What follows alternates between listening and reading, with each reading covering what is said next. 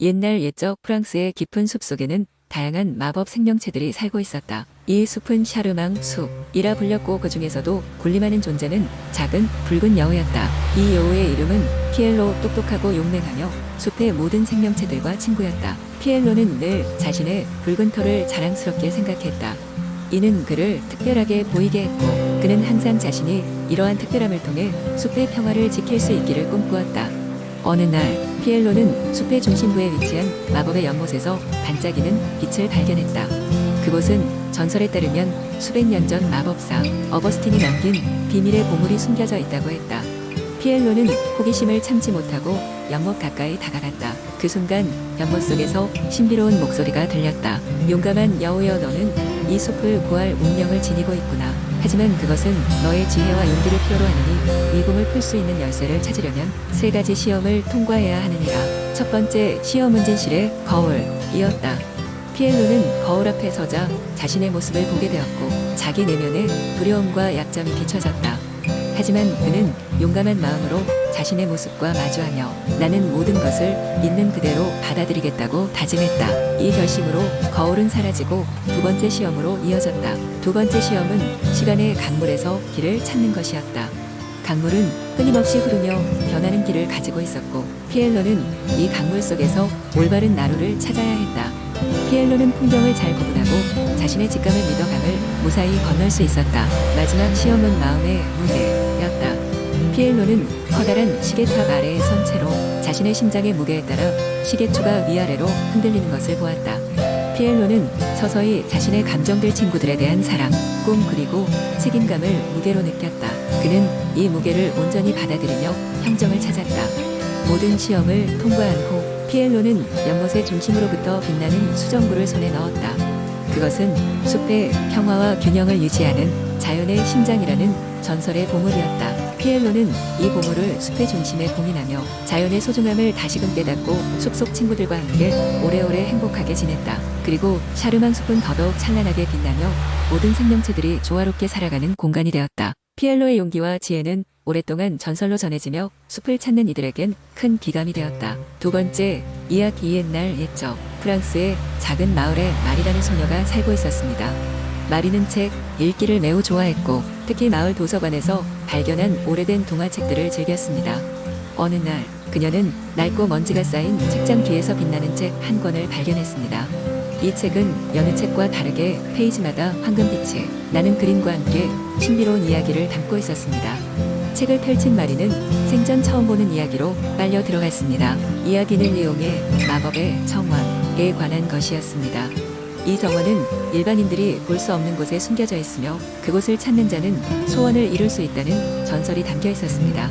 이 정원의 주인은 아폴린이라는 이름의 현명한 요정이었고 그녀는 오래된 나무 아래에서 사람들의 이야기를 듣고 그들의 마음속 소원을 들어주는 능력을 가지고 있었습니다. 마리는 호기심이 사라지지 않았고 마법의 정원을 찾아보기로 결심했습니다. 그녀는 다음 날 아침 도시 외곽의 숲으로 모험을 떠났습니다. 그녀는 길을 찾기 위해 동화 속에서 나온 단서들을 따라갔습니다. 숲의 신비한 길을 걸으며 마리는 다채로운 색깔의 나비와 노래하는 새들을 만났고 그들은 마리가 가는 길을 안내해 주었습니다. 며칠이 지나자 마리는 드디어 전설 속의 마법의 정원에 도착할 수 있었습니다. 그곳에는 믿을 수 없는 경치가 펼쳐져 있었습니다. 수많은 꽃들이 반짝이는 영롱한 빛을 발하며 피어 있었고 공기 중에는 극히 선한 향기가 가득했습니다. 정원 중앙에는 낡아 보이지만 우아한 고목이 자리 잡고 있었고 그 밑에는 아폴린 요정이 앉아 있었습니다. 마리는 요정을 보고 놀랐지만 곧 용기를 내어 다가가 그녀에게 인사를 건넸습니다. 아폴린은 부드러운 미소로 마리를 맞이하며 그녀가 이곳에 오게 된 이유를 물었습니다. 마리는 그녀의 꿈과 마을 사람들의 어려움을 이야기했습니다. 마리의 마을은 최근 기근과 가뭄으로 많은 고통을 겪고 있었고 사람들은 점점 더 절망에 빠지고 있었습니다. 마리는 이 불행을 끝내고 싶었으며 그녀의 소원은 마을에 다시 풍요와 행복이 찾아오는 것이었습니다. 아폴리는 마리의 진심 어린 이야기와 이타적인 소원을 듣고 깊은 감명을 받았습니다. 요정은 나무 아래에서 작은 씨앗을 꺼내어 마리에게 건네며 이 씨앗을 마을 중심에 심으면 모두가 바라는 소원이 이루어질 것이라고 설명했습니다. 마리는 정원에서 돌아와 마을 사람들과 함께 씨앗을 심었습니다. 그리고 얼마 지나지 않아 마법이 현실로 다가왔습니다. 땅이 다시 비옥해지고 비가 적당히 내려 농작물이 무성하게 자랐습니다. 마을 사람들은 다시 웃음을 되찾았고 서로 더 큰 애정으로 도움을 주고받았습니다. 마리는 그 후로도 자주 숲을 방문하여 자연과 동화 속의 친구들과 교류하며 살아갔습니다. 그녀의 모험은 마을 전역에 퍼져 조용히 전설로 남았고 마리는 이 이야기를 세대에 걸쳐 전해주며 마을 사람들에게 희망을 주었습니다. 그리고 마을 사람들은 언제나 마음속에 희망과 사랑을 품고 풍요롭고 행복한 삶을 살아갈 수 있었습니다. 그리고 마리가 발견한 그 이야기처럼 모든 사람들은 언제나 그들만의 마법의 정원을 찾을 수 있을 것이라 믿었습니다. 세 번째, 이야기 옛날 옛적. 프랑스의 어느 작은 마을에 마르셀이라는 소년이 살고 있었습니다. 마르셀은 작은 시골 마을에서 그의 할머니와 함께 살았는데 할머니는 아름다운 정원을 가꾸는 것으로 유명했습니다. 정원에는 특별한 백합 한 송이가 있었는데 이 백합은 마법의 능력을 가지고 있다고 전해졌습니다. 그것은 아침 햇살을 받을 때마다 은은한 빛을 발하며 주변에 있는 사람들에게 희망과 용기를 불어넣어 주었습니다. 하지만 어느 날 이 마법의 정원에 어둠이 드리워졌습니다. 마을 전설에 따르면 백합이 마법은 100년마다 한 번씩 커다란 시험을 맞이하게 된다고 했습니다. 고대의 마법사에 의해 정해진 이 시험은 백합이 자신의 마법을 지키고 마을을 보호할 수 있는지 확인하기 위한 것이었습니다. 그해 보루나게도 백합이 시련이 시작되었습니다. 숲 깊숙한 곳에서 검은 마법사가 나타났습니다. 그는 백합이 마법을 빼앗아 자신의 어둠의 제국을 세우려 했습니다. 그는 마을에 검은 안개를 퍼뜨리며 주민들을 두려움에 떨게 했습니다. 누구도 그 마법사에 맞서지 못하고 마을은 점점 희망을 잃어갔습니다. 그러던 중 마르셀은 꿈속에서 신비로운 요정을 만났습니다. 요정은 마르셀에게 백합을 구할 방법을 알려주었습니다. 너는 이 여행에서 용기를 시험받을 것이다.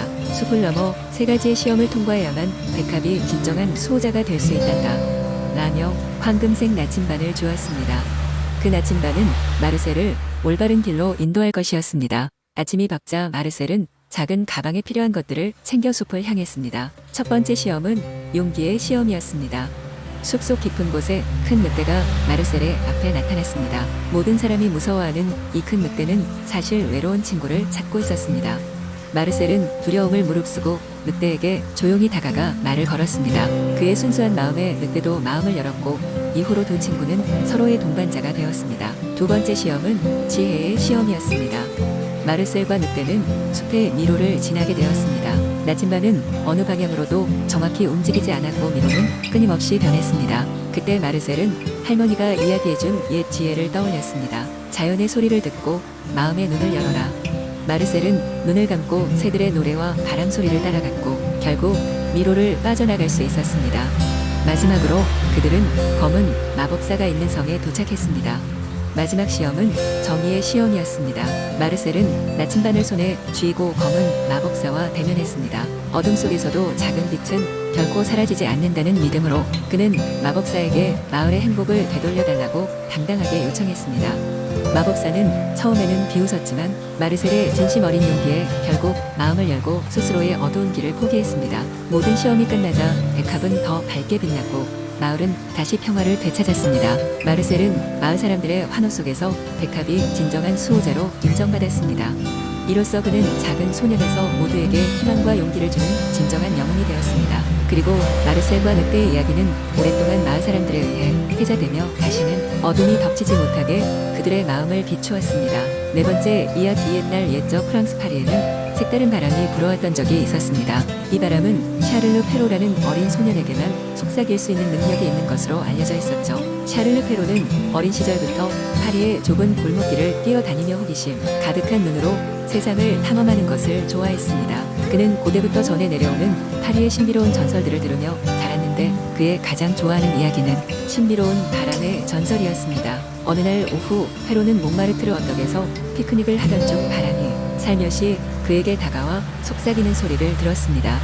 샤를르, 나를 따라오렴. 나는 도시 곳곳에 흩어진 비밀들을 알고 있단다. 페로는 놀라움을 감추지 못했지만 곧 호기심에 휩싸여 바람을 따라가기로 결심했습니다. 바람은 페로를 파리에 숨겨진 골목과 가로등 아래로 안내하며 프랑스 역사의 비밀을 하나씩 풀어갔습니다. 루브르 박물관 근처에서는 루이 14세 시절에 감춰진 보석 이야기를, 노트르담 대성당 앞에서는 종탑에 감춰진 고대 유물의 전설을 들려주었습니다.